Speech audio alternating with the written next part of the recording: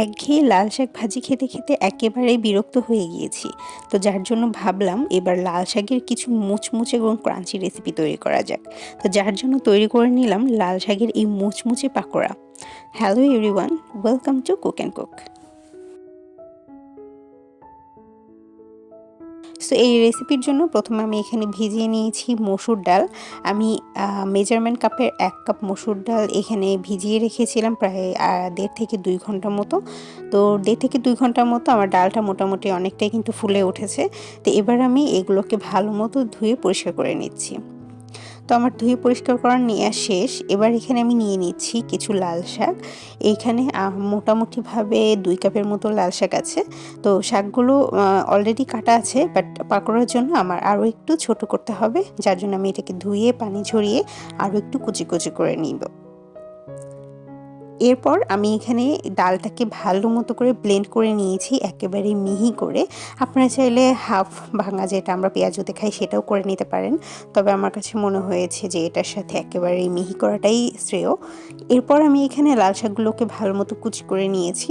এখানে দিয়ে দিলাম আমি মরিচ কুচি, তারপর এখানে দিয়ে দিলাম ধনিয়া পাতা কুচি, দিয়ে দিচ্ছি আমি কিছু পেঁয়াজ কুচি, স্বাদ মতো লবণ, এখানে দিয়ে দিচ্ছি সামান্য একটু হলুদের গুঁড়া, দিয়ে দিলাম সামান্য একটু মরিচের গুঁড়া, আর দিয়ে দিচ্ছি এখানে ভাজা জিরা গুঁড়া।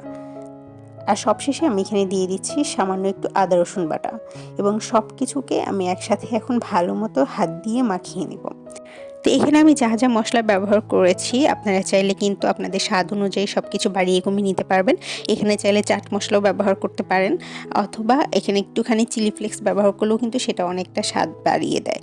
তো আপনারা চাইলে, এই যে আমি মসুর ডাল দিয়ে এই পাকোড়াটা তৈরি করছি, আপনারা চাইলে এখানে ময়দা, আটা অথবা বেসন দিয়েও কিন্তু এটা তৈরি করতে পারেন। বেসন দিয়ে করলেও কিন্তু সেটা টেস্ট অনেক বেশি মজা হয়। এরপর আমি এখানে চুলায় তেল গরম করতে দিয়েছি এবং একটা একটা করে পাকোড়া শেপ করে আমি এটাকে ভেজে নিব। আপনারা আপনাদের পছন্দ অনুযায়ী শেপ দিয়ে কিন্তু এই পাকোড়াগুলো ভাজতে পারেন। তবে এটা দেওয়ার পরপরই কিন্তু উল্টানো যাবে না, দিয়ে কিছুক্ষণ ওয়েট করতে হবে, কারণ যেহেতু শাকটা একটু নরম থাকে আর মসুর ডালটাও একটু নরম থাকে। সো প্রথমে একটু দিয়ে ওয়েট করতে হবে, নিচেরটা একটু শক্ত হলে তারপরে ভালো মতো উল্টিয়ে পাল্টিয়ে 2 পাশ ভালো মতো ভেজে নিতে হবে। তা না হলে মাঝখান থেকে কিন্তু এটা খুব তাড়াতাড়ি ভেঙে যায়। তো এই তো মোটামুটি আমার এখানে কিন্তু সবগুলো ভাজা শেষ। এবার আমি একটা একটা করে এখান থেকে চুলা থেকে নামিয়ে নিচ্ছি। তো ব্যাস, তৈরি হয়ে গেল এই লাল শাক দিয়ে মজার পাকোড়ার রেসিপি। আশা করছি এই রেসিপিটা আপনাদের ভালো লেগেছে।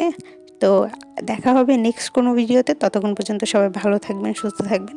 আমার ভিডিওতে কিন্তু একটা লাইক করতে একদম ভুলবেন না। ফ্রেন্ডস এবং ফ্যামিলি সবার সাথে কিন্তু ভিডিওটি শেয়ার করবেন। সবাই ভালো থাকবেন। আল্লাহ হাফেজ।